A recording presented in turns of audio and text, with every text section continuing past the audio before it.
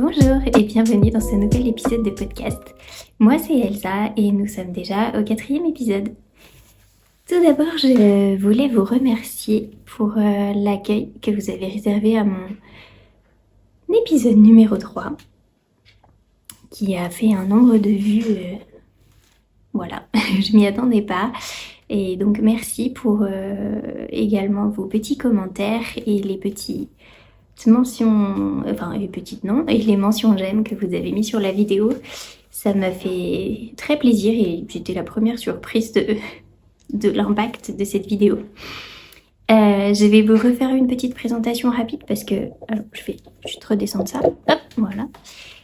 Parce qu'il y a beaucoup de nouveaux abonnés sur cette chaîne. Enfin, en même temps, en partant de zéro, il y a forcément beaucoup de nouveaux. Donc, je m'appelle Elsa, je suis maman de 2 petites filles de 4 ans et 7 mois. J'habite à Dijon et donc je fais du tricot, de la couture.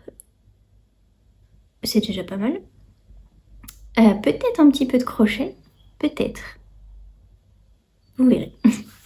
Et donc je tricote depuis l'âge de 6 ou 7 ans à peu près.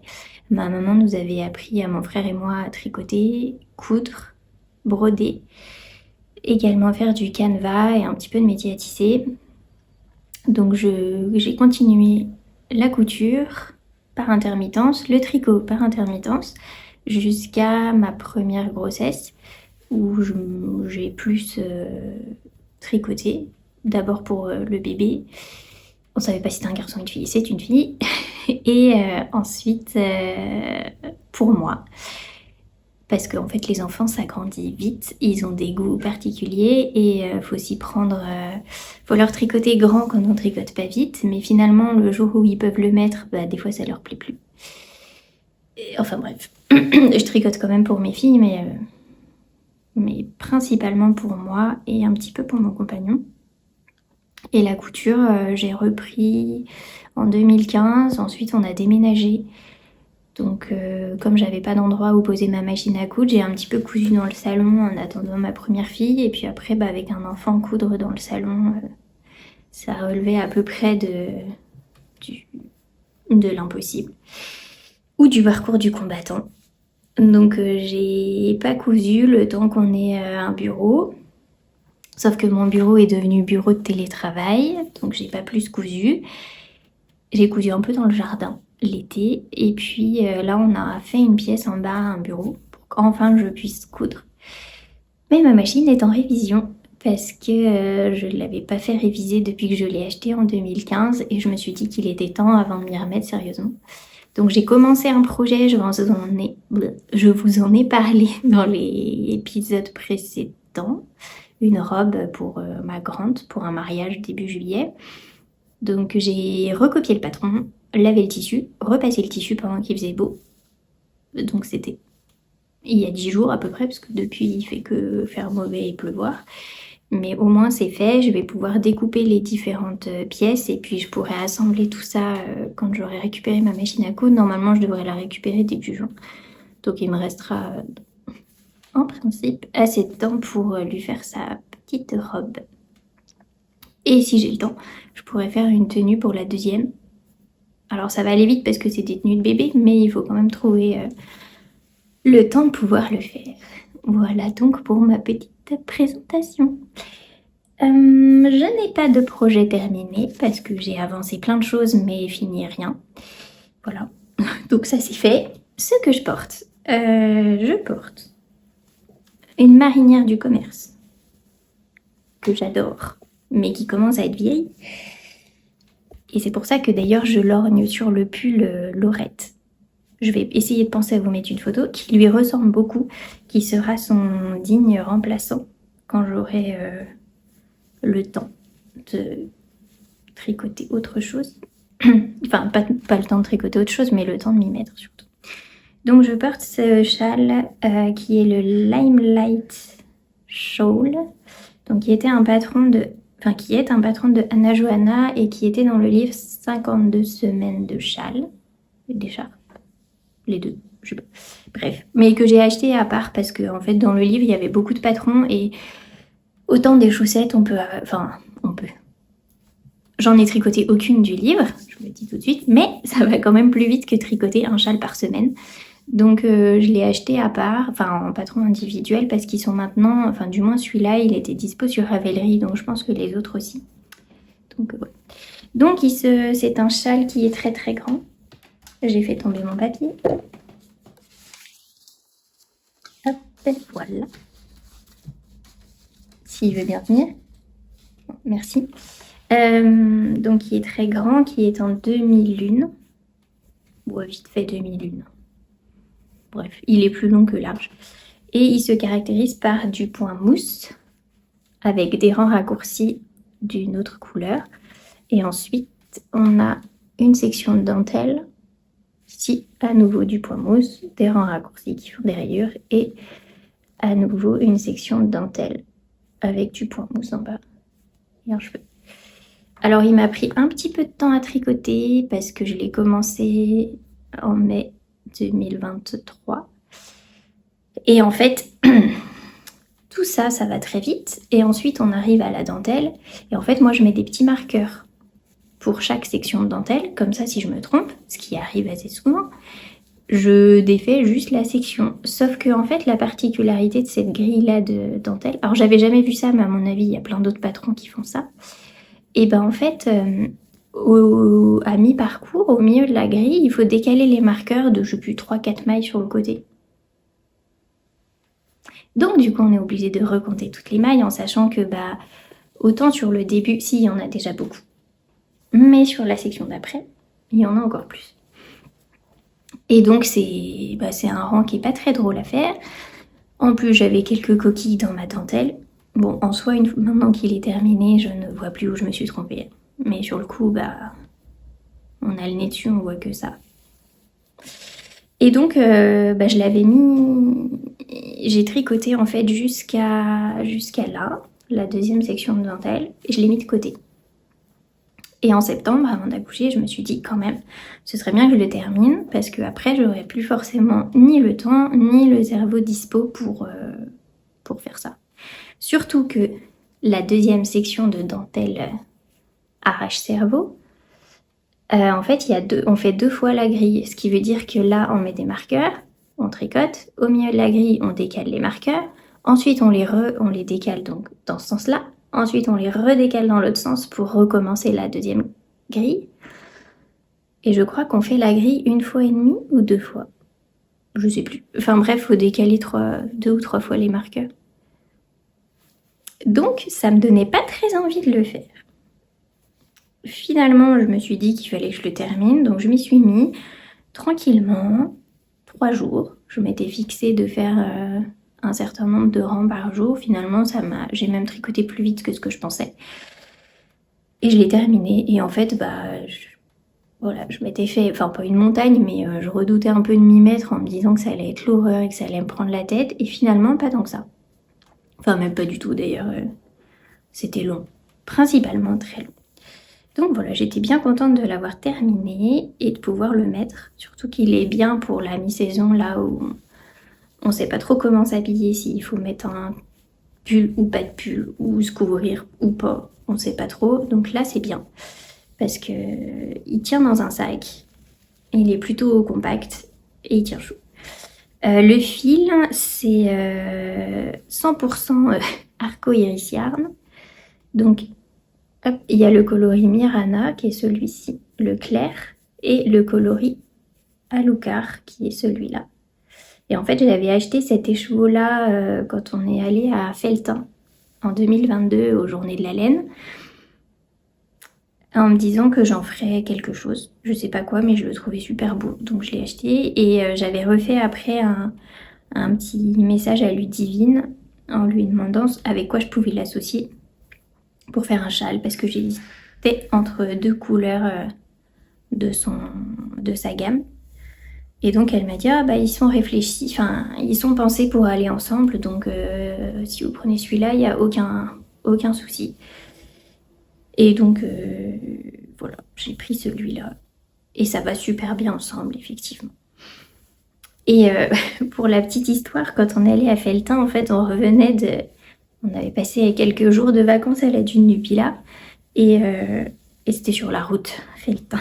En plus, ma belle-sœur, coucou si tu passes par là, habite à côté, à Guéret. Et elle nous avait proposé de faire escale chez elle sur la route du retour. Où je me suis dit, ça tombait pile le week-end de la fête de la laine. Des journées de la laine d'ailleurs, pas fête de la laine. Donc j'ai dit à mon compagnon, bah viens, on va s'arrêter sur la route, ça nous fait faire un petit détour. Mais on va essayer, on va s'arrêter. Et donc, bon, bref, il me dit, bon, d'accord, on y va. Je dis, il y a une buvette. Je l'ai appâté avec la buvette et les crêpes. Et au final, sur la route, on voyait personne, aucune pub. Et il me dit, mais t'es sûr que c'est maintenant? Parce que machin. Et en plus, je lui avais dit, mais c'est connu, ça existe depuis des années, il y a du monde, c'est vachement grand, et tout. Bon. Et franchement, on n'a vu personne sur la route. Alors, c'était le vendredi après-midi, on est arrivé à l'ouverture, mais il y avait personne sur la route. Et on arrive à Felletin, et en fait, c'était blindé. Le parking était plein, la ville était pleine. C'était rempli. On a galéré à se garer alors que ça ouvrait à 14h et on a dû arriver, il était à peine 15h. Et c'était rempli. Il y a noir de monde, mais noir de monde, des cars entiers et tout. Et il me dit, ah oui, en fait, d'accord, il y a du monde, c'est juste que autour il y a personne, parce que c'est la Creuse. Autour il y a personne, mais à Felletin il y a du monde. Et en fait, ils font ça dans 2 gymnases. Et il y a pas de stand, il y avait un stand à l'extérieur parce qu'ils avaient je crois que c'était des alpagas et des moutons. Et le reste, en fait, c'est tout en intérieur. Et il faisait une chaleur parce que c'était octobre 2022. Et en fait, nous, à Bordeaux, on s'est quasiment baigné tellement il faisait chaud. Il faisait 25 degrés. Et la plupart des exposants disaient, bah, l'année dernière, on a vendu des bonnets. Là, cette année, je sais pas ce qu'on va vendre parce qu'en fait, il fait super chaud. Et à l'intérieur, il faisait une chaleur pas possible. Et il y avait encore pas trop de monde. Mais c'était gigantesque. Alors, si vous avez l'occasion, c'est vraiment chouette à voir parce que du coup, il y a des teinturiers comme Arco Iris Yarn, qui font de la teinture, pas naturelle, et qui sont simplement, entre guillemets, qui font de la teinture, mais qui produisent pas la laine. Mais il y a aussi des producteurs de laine, comme par exemple Art de Laine, qui font de la laine feutrée, ils font des matelas, ils font des couettes, des coussins. Et c'est vraiment intéressant parce que du coup, il y a un grand panel de personnes représentatives de la filière de la laine. Comme il y a Fonty, il y a Terrade, bien sûr, parce qu'ils sont chez eux, donc ils sont là. Donc les filatures, mais il y a aussi des gens qui sont producteurs de laine, qui élèvent leurs moutons et qui produisent la laine avec leur propre troupeau en fait. Et c'est vraiment intéressant de voir ces différents univers parce que pour le coup, on va vraiment de choses très rustiques à des choses à de l'industriel et c'est vraiment chouette. Et tous les gens sont passionnés de ce qu'ils font. Alors j'ai pas trop eu le temps de discuter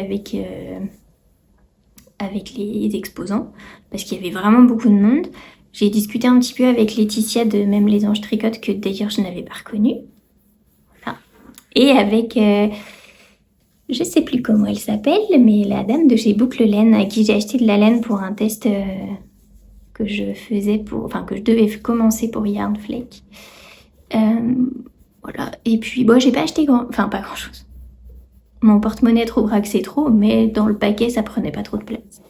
Voilà, j'avais acheté du coup des 4 écheveaux chez Boucle Laine et puis un kit à chaussettes chez Arco Iris Yarn et 2 écheveaux je crois. Donc ça restait... franchement, si vous voulez pas faire flamber la carte bleue et que votre banquier soit en PLS, il vaut mieux y aller avec une petite enveloppe de liquide. Parce que sinon, c'est le coup à noyer le poisson. Enfin, pas le poisson, mais il y a trop de tentation. Ou sinon y aller avec un objectif, mais bref, voilà. Donc ça, c'était pour ce que je porte. Dans mes projets en cours, j'avais ma petite chaussette que j'ai bien avancée. Normalement, il me reste encore 3-4 ans avant d'attaquer la pointe. Donc voilà, j'ai bien avancé. Elles vont être bien chaudes. Donc elles seront pour l'année prochaine. Enfin, elles, parce que pour l'instant, elle est toute seule. Donc pour rappel, c'est le modèle Alice Bunny Socks de Stone Knits, Charlotte Stone. Donc avec des petits lapins, des petits cœurs, qui étaient censés être mes chaussettes de Pâques. Donc ce sera Pâques 2025. Et je les tricote en javol de langue. Enfin, rien de... Je vous reparlerai de plus en détail des coloris et autres si... Enfin, quand je l'aurai fini. Donc un autre jour. Et enfin, sinon, j'ai tout mis sur ma petite fiche Ravelry. Vous avez tout le détail des couleurs, etc. Donc j'ai un peu galéré quand j'ai passé le talon pour reprendre le motif parce qu'en fait, je sais pas ce que j'ai fait. J'ai repris au mauvais rang. Donc du coup, je me suis retrouvée avec un rang violet, là, en plein milieu. Donc j'ai dû défaire 2 rangs, je crois. Alors comme dirait mon compagnon, quand tu ne défais pas, c'est qu'il se passe un truc bizarre, effectivement. Donc faire et défaire, c'est toujours apprendre, n'est-ce pas? Comme on dit. C'est l'excuse des gens qui se trompent, mais après tout, enfin voilà, un moment... Bref. Donc en ce moment, c'est mon signal le soir, c'est quand je me trompe 2 fois, c'est qu'il est temps que j'aille me coucher. Voilà. C'est le signal. Donc j'ai quasiment... voilà, je pense que je vais pouvoir finir aujourd'hui le motif et puis j'attaquerai la pointe. Alors, la pointe, ça va toujours plus vite.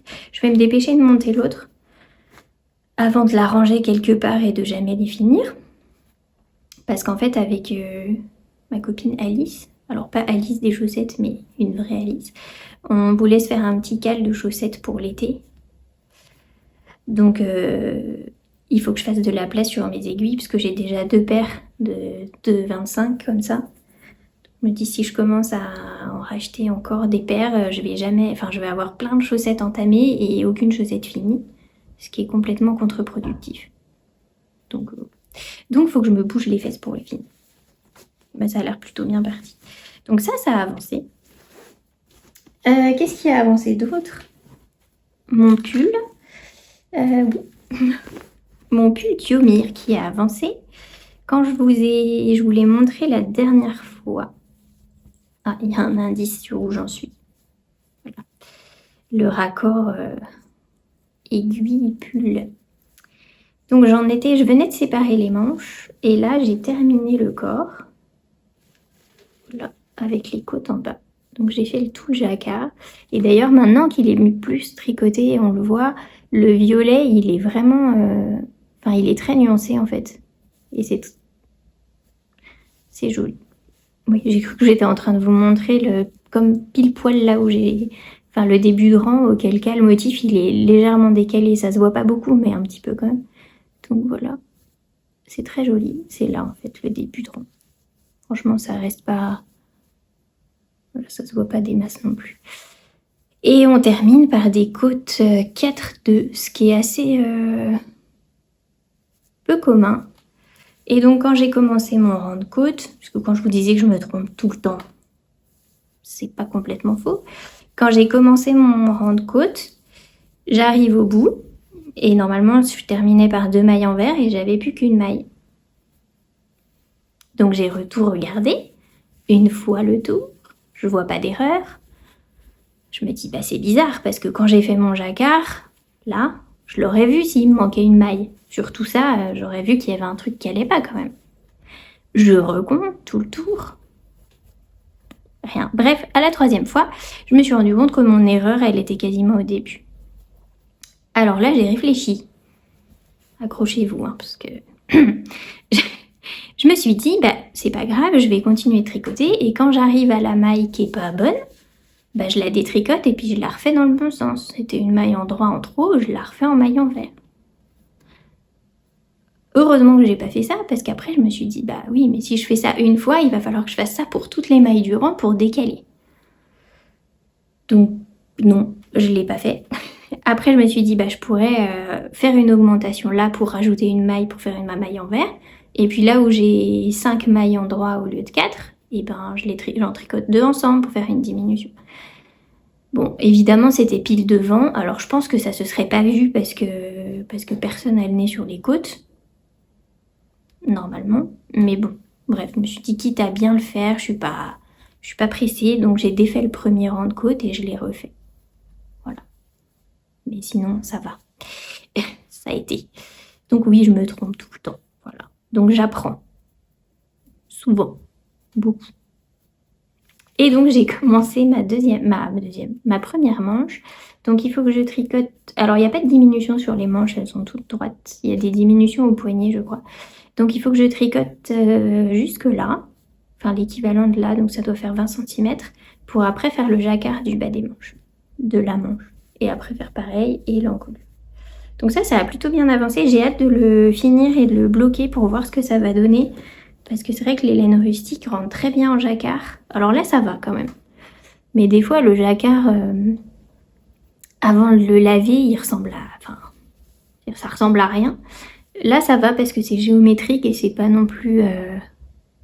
Enfin, voilà, c'est des lignes, mais... J'ai hâte de voir ce que ça va donner. Alors, pour rappel, ça fait 4 fois que je vous le dis, mais je le redis vite fait pour les nouveaux. Ce sont des laines au nom imprononçable qui viennent des îles Lofoten. Donc on a le blanc, c'est celui-là. Avec le petit mouton qui se fait tendre dessus. Et la violette, c'est celle-là. Rosely. Où là on a une petite lande de gruyère sur l'étiquette. C'est vraiment très sympa. Et c'est très agréable à tricoter, j'aime bien. Et c'est une laine sport. Désolée pour le bruit. Donc ça, ce sont les choses où j'ai avancé. Je vous avais dit également que j'avais un test, décidément ce papier, un test à commencer pour Yarn Flake. Et je vous ai mis en intro, normalement, une petite séquence avec cet écheveau-là, parce que c'est ce que je vais utiliser pour le contrastant. Donc c'est de la laine qui vient de chez Ma Petite Laine. Alors elle a arrêté son activité il y a 1 ou 2 mois. Du coup je l'ai acheté à cette occasion-là. Avec encore ma copine Alice qui est accro aux laines Ma Petite Laine. Et c'est sa qualité petit pied. Donc laine à chaussettes, coloris glycine. Voilà, c'est un bleu violet froid qui est très joli. Et donc, je voulais l'associer, j'hésitais entre un contraste fort, donc sur la séquence vous aviez du bleu marine, ou un contraste plus doux avec un gris beige grège taupe. Voilà, donc Et donc, j'avais quand même envie d'un contraste doux. Donc j'ai pris de la Arwetta. C'est le coloris 978. C'est un espèce de gris un peu naturel. Voilà, donc ça ira ensemble. Pour faire quelque chose de doux. Donc il faut que je fasse un échantillon de ça. Pour voir... Parce que le modèle se tricote en 3,25. Donc il faut que je regarde ce que mon échantillon donne en 3,25. En sachant, en fait, moi, j'ai jamais tricoté de Arwetta. Donc, pour l'instant, j'ai absolument pas de référence d'échantillon de Arwetta. Donc, l'avantage, c'est que je me dis qu'une fois que j'aurai été échantillonnée une fois, je saurai à peu près... Enfin, je saurai comment je la tricote. Mais c'est vrai que j'ai jamais tricoté. Donc, on verra. Si c'est 3,25, ce sera plus long que si c'est 3,5. En sachant que moi, je fais toujours quasiment tout le temps les plus petites tailles des patrons. Parce que j'ai un petit tour de dos. Mais je dois rallonger parce que j'ai des grands bras et j'aime pas les pulls crop. Donc finalement, là, le temps et le fil que je gagne à faire, que je gagne par rapport à une taille médiane, on va dire, je l'utilise dans les manches. Dans le fait que je rallonge les manches et que je rallonge le corps. Donc bon, c'est pas grave. C'est pas grave. C'est juste que voilà, après, est-ce qu'on préfère tricoter un grand diamètre, une grande circonférence courte ou une petite circonférence plus longue? Dites-moi en commentaire si vous préférez faire quelque chose de large, grand et court ou long et fin. Voilà. vous avez 2 heures. Sinon, je vous ai dit crochet, pas crochet. Alors en fait, j'ai crocheté un peu pendant ma grossesse. J'ai crocheté une panière à linge. Oui, c'est passionnant parce que j'avais ce fil-là de ma grand-mère à faire, à utiliser et je savais pas quoi en faire et je me suis dit qu'une panière ce serait pas mal. Mais je l'ai pas crochetée assez serrée donc du coup elle a tendance à s'écraser sur elle-même. Oui, c'est dommage. Donc je vais l'amidonner. Je vais essayer ça au pire, enfin dans tous les cas je m'en sers pas, donc c'est pas grave. Il y a cette solution là, c'est soit de l'amidonner, soit de la passer à la machine à laver pour la feutrer. Sauf qu'en fait c'est de la laine, enfin c'est de la fibre superwash, parce que c'est de l'acrylique principalement, donc si je veux la feutrer, il va falloir que je la lave à 90 ou je sais pas combien, et du coup je sais pas ce que ça va donner. En plus j'ai mis faudrait que je l'enlève du coup. Pour essayer de la tenir un peu en haut, j'ai mis un fil de fer sur le dernier rang. Donc ça risque de me faire un espèce de truc vraiment chelou. Donc je vais essayer de l'amidonner avant de tenter d'autres choses. Voilà, mais j'attends qu'il fasse beau pour faire ça, parce qu'en fait, il faut que je la fasse tremper complètement et la faire sécher. Donc il faut que j'attende qu'il fasse chaud pour être sûr que ça sèche. Mais sinon, j'ai eu en cadeau de naissance de ma deuxième ceci. Donc c'est un kit pour faire un hochet en forme de lapin. Et dedans, en fait, il y a tout... je vais vous montrer l'autre côté. Il y a tout ce qu'il faut, les fils, le crochet, les aiguilles, bref, tout. Et il y a les instructions étape par étape et un petit livret qui explique les points de base, mailles serrées, etc. Donc voilà, il faut que je me lance dans ce truc-là. Enfin, dans ce truc-là. Avant, parce que là, elle a 7 mois, mais à un moment, elle jouera plus avec des hochets. Donc, j'aimerais bien pouvoir lui faire au moins qu'elle joue un peu avec. Donc, c'est mon défi, me lancer là-dedans. Ça fait partie de mes expérimentations du moment. Oui, des fois, je tente des trucs farfelus ou pas. Après, je me dis que je suis victime de mes expérimentations, des fois. Mais globalement, je suis plutôt contente du résultat. À part ma panière... qui est trop ramolli. Bonjour le chat. Et sinon, autre objectif, parce que c'était aussi une expérimentation, c'est ceci. Alors ça, c'est le Xiristi de Yarnflake qu'on a tricoté avec ma copine Alice en cale. C'était quand? En 2022. Ouais.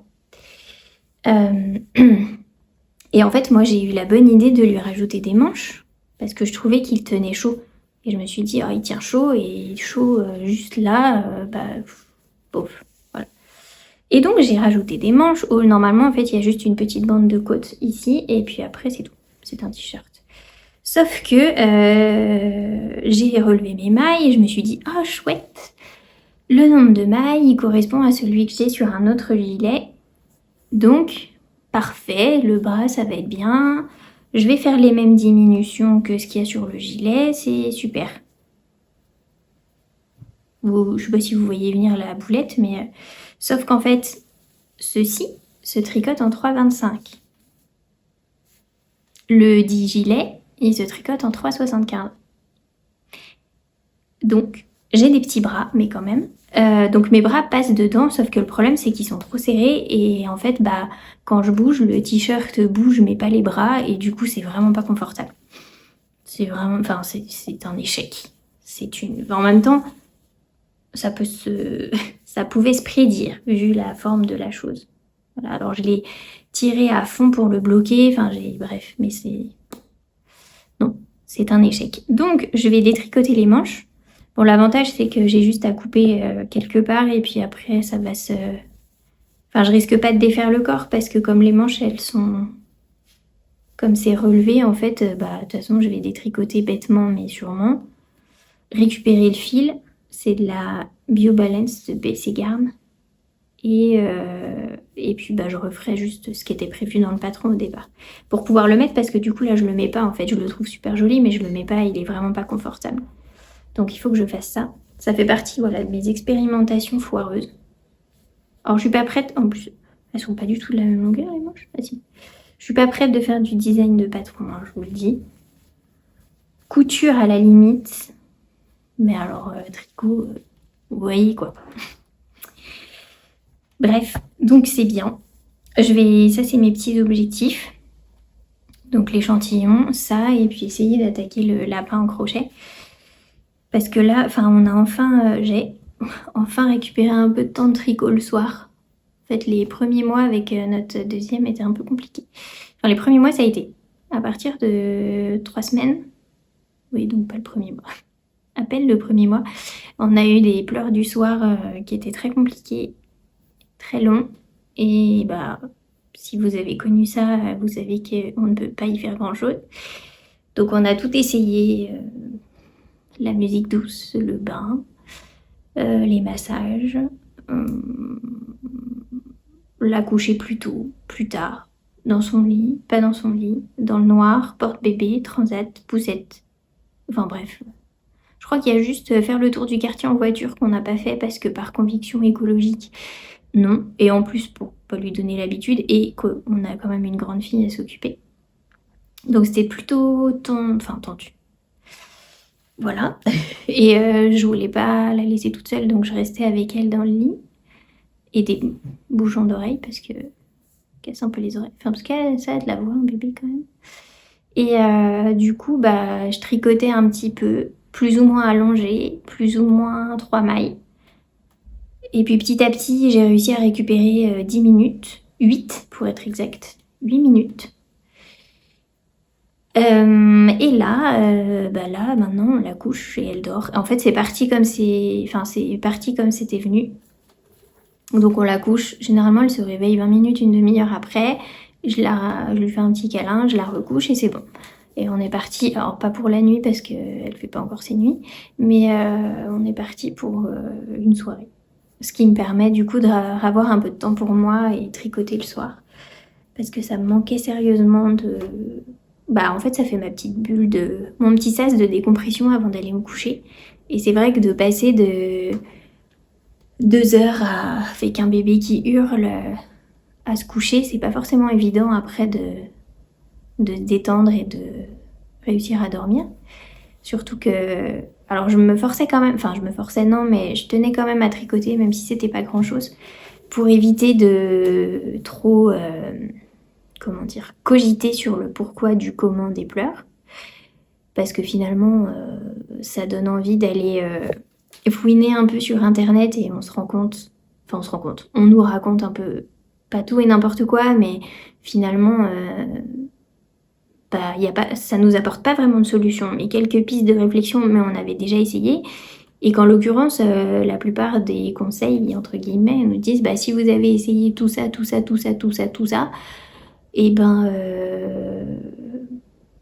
c'est peut-être que votre bébé a un problème de santé, a quelque chose qui va pas. Enfin, on part tout de suite dans des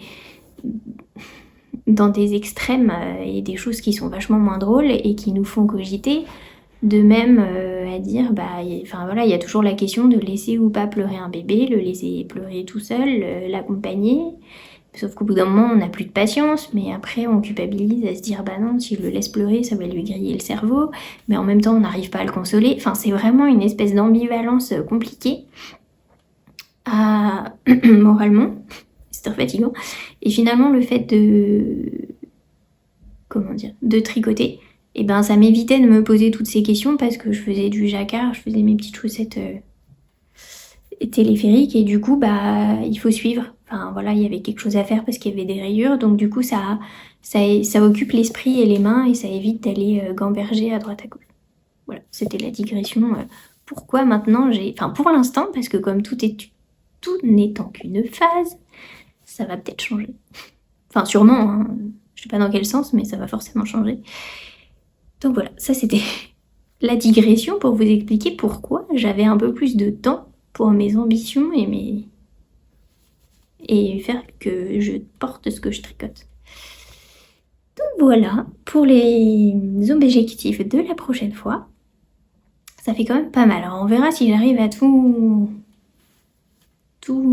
entamer, tout faire. Parce que bon, j'aimerais bien quand même finir mes chaussettes. Enfin au moins une, au moins celle-là. Bref, on verra. On verra dans 15 jours ce que j'aurai à vous montrer. Ce sera la surprise. Du coup, surprise pour vous comme pour moi. Et puis, voilà, je vous dis merci d'être arrivé jusqu'au bout de cette vidéo. On se voit dans 15 jours. Et d'ici là, bon tricot et je vous laisse avec les canards cette fois.